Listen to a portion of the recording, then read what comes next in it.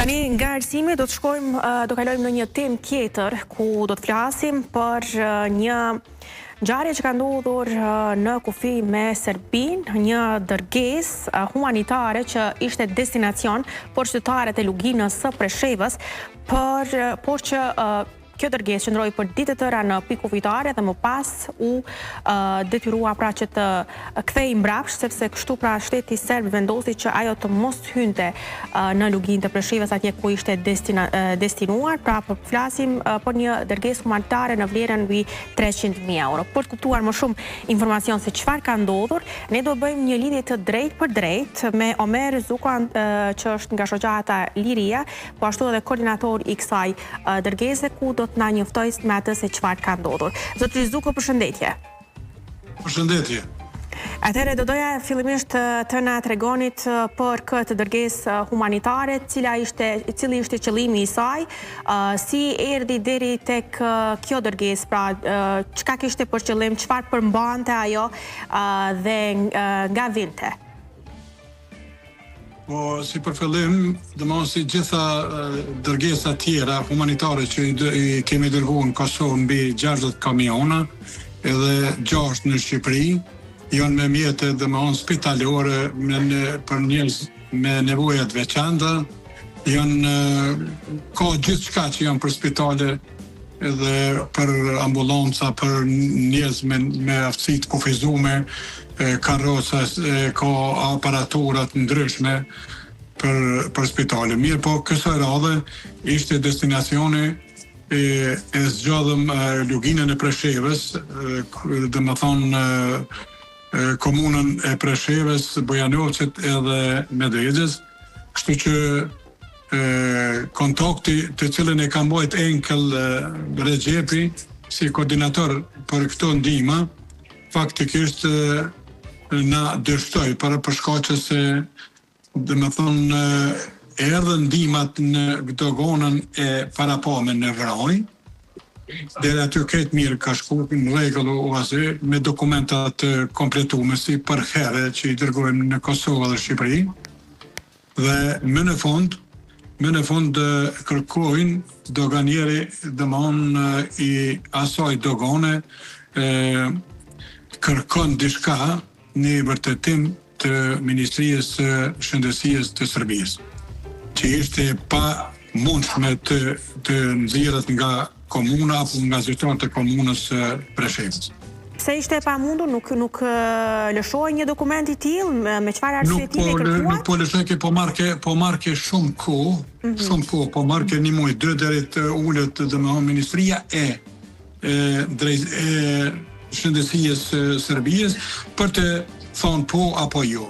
Kështu që u koordinu me personin zyrtar të dogonës, isha në kontakt plot 4 ditë dhe 5 ditë ka qëndruar në dogonë aty, edhe ai nuk mund me shku, tha kamioni kërkun, tentoi edhe ai djali që ishte Enkel Rexhepi, por nuk pati sukses në këtë drejtim, kështu që unë e kërkova nga ky zyrtar Zoran Totić, ishte emri i tij, që a mundet më u leju ky kamion edhe këto ndihma të shkojnë drejt në Kosovë, që e kemi edhe tani veç është në rrugë për Kosovë, tani për atë, kështu që po tha mundet, po na duhet një vërtetim pe komunës së Preshevës se ata janë të pëlqimi që kjo ndihmë më shku për Prishtinë.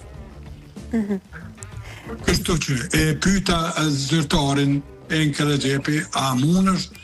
Tha, ma dërgoj një letër të thjeshtë më me nënshkrim, ai u mundu në atë vetën, mirë po nuk ishte qartë kjo punë, kështu që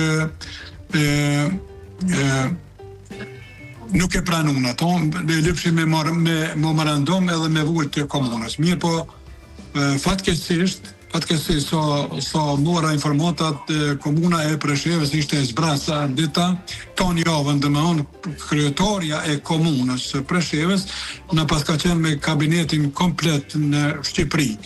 Ashtu me informuan, a kanë qenë këto protesta që po morën Shqipëni apo jo, nuk e divi që kanë thonë se ka qenë një protesta, kështu që një gjë e tillë dështoj, nuk mujtë më marrë vesh për këto gjona, edhe unë në bised me zyrtarin e lartë të doganës së vrajës, e çka me bon tha, a ka mundësi me prunë me vërtetimin, tha jo, thash jo, se s'kem mundësi, se nuk ka sekretari aty dhe s'ka kush e nënshkruan apo kush e jep ata. Kështu që kërkoj nga zyrtari i azet që të kthehet kamioni në EU, edhe ai e lejoj, disi e lejoj. Edhe tash kur u kthy në Hërgashat, në kufinin e Hungarisë atje, lypin dokumenta shtesë, a mundet me dal kamioni apo duhet dokumente tjera për me dal në EU. Kemi pritë edhe aty 3 ditë dhe derisa Suedez organizata humanitare Human Bridge, e cila është donatori këtyne ndihma bashkëpunim me shoqatën Liria, kanë kërku që kamionit të kthehet edhe të lejohet të henë në Hungari e pastaj të vazhdon rrugën për Suedi nga ka ardhur. Pra, dhe me thënë, destinacioni tashmë është për të kthyer në Suedi. Çfarë mendoni, do të tentoni prapë që kjo dërgesë të kthehet atje ku ka pasur pra qëllimin të jetë në luginën e Preshevës, do të tentoni prapë që të bëni, të themi, një kompletim të këtyre dokumentave që janë kërkuar shtesë nga shteti serb. Çfarë do të ndodhë me këtë dërgesë, me këto mjete që janë destinuar tash për luginën e Preshevës, por që janë kthyer mbrapsht? Cilë janë hapat që do t'i ndjekni? Jo, nuk është e mundur kjo mo. Kjo ka dështu plotësisht, dhe me thonë edhe nga komuna, vetë komuna, dhe me thonë zyrtarët e doganës së vrajës edhe autoritetet serbe nuk i fajsojnë për këtë rast, është fajnë kryesore kanë të komunës së Preshevës, të cilët nuk kanë qenë as pak të interesuar për t'i marrë këtë ndihmë. Po sikur ata të ishin të interesuar për të marrë këtë ndihmë me vlerë 300.000 euro, ata do të reagojshin shumë ma lehtë e ma mirë edhe... Pse mendoni pra që ka pasur një mungesë të, vlerësoni që ka pasur një mungesë të interesimit nga komuna e Preshevës? Keni marrë ndonjë përgjigje nga ana tyre, ndonjë arsyetim? Jo, s'ka marrë kurfar përgjigje përveç Enkel Recepit, i cili ka qenë si organizator, gjoja se nuk e dija ka kontaktuar me komuna, po jo, ai tha një gjë e tillë, një vërtetim për me marrë nga kjo komunë, është e pamundsme sa nuk unë besojnë, tha mua. Cilë kanë qenë pra zyrtarët, ose me kë keni kontaktuar nga komuna e Preshevës, në mënyrë që nuk është përcjellur, themi kështu, kërkesa juaj ose... Ky djali Enkel Recepi ka qenë ai ka qenë i cili kemi kontaktuar tonë kohën edhe në të mënyrën e vetë ai ka kontribu këti kësaj situate, mirë po kur që nuk mundet me shku ma tutje, momenti që nuk le lejojnë doganierët, atëherë kërkojnë nga komuna dëmon ka qenë ditë e hënë, tha deri në të hanën tjetër nuk kthejen ata, po edhe besoj tha që nuk na japin 1% tillë që e kanë. Do të thënë është deklaruar pra që besojnë që nuk do ta japin pëlqimin. Po, Enkel Recepi kështu u deklaruan se nuk jam i sigurt që do të më pëlqejë. Ka qenë informuar komuna e Preshevës që ju jeni duke dërguar një dërgesë të tillë? Po. Edhe kur do të mbri? Edhe kur do të mbrin me kretë, unë e kom përcjell tani tonë në situatën... Kanë qenë dakord që ta dërgoni dërgesën? Kanë qenë dakord që ju ta nisni këtë dërgesë? Po, kretë. Dhe në fund nuk janë përgjigjur?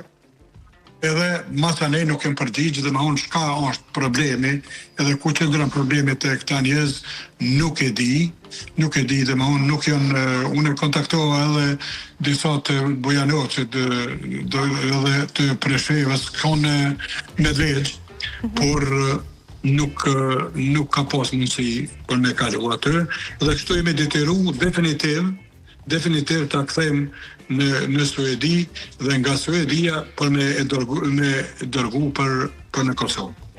Pra, mendon kjo dërgesë destinacionin e radhës ta ketë Kosovën? Kjo dërgesë ka mujtë shumë letë, sikur të shikon zyrtarët komunal të Preshevës, me na e dhonë vetëm një pëlqim se ky donacion mund të shkojë në Prishtinë pa kur farë problemi. Mirë, po ata nuk na u përgjigjen, edhe domthon neve na kushtojnë shumë për mbi 6.000 euro, domthon kanë shku poshtë këto pore, që faktikisht është mëkat për këtë situatë, e tani kamioni ka arritur në Suedi dhe dje zyrtarisht u nis për destinacionin që do të mrejnë në Kosovë, besoj që tonën është mas lartë. Janë të njoftuar organet në vendin tonë pra që do të vjen kjo dërgesë? Po, këtë jemi me Ilir Gashin, jemi të human, dëmon këta janë për herë që janë të interesuar për këtë ndihmë, edhe do të dërgojmë drejt për drejtë në komunën e Prishtinës. Në komunën e Prishtinës. Zotri Zuku, unë të falenderoj shumë për këtë paraqitje të drejtë për drejtë dhe gjitha këto informacione të detajuara. Faleminderit edhe juve, respekt inshallah nuk ndodhin gjëra të tilla. Deri tani në Kosovë mbi 60 i kemi dërguar pa probleme, absolutisht kemi pas problem. Vetëm Shqipni kemi pas 2-3 herë që ka pas probleme, mirë po edhe ato i kemi ballafaqur në mënyrë të rregullt. Uroj të mos kemi më të lashe të tilla. Faleminderit shumë dhe suksese në punën. Besoj se gjitha të mirat, faleminderit, respekt. Kënaqësi t'ju kishim. Përkaq me këto informacione po mbyllim edhe pjesën e parë të emisionit për të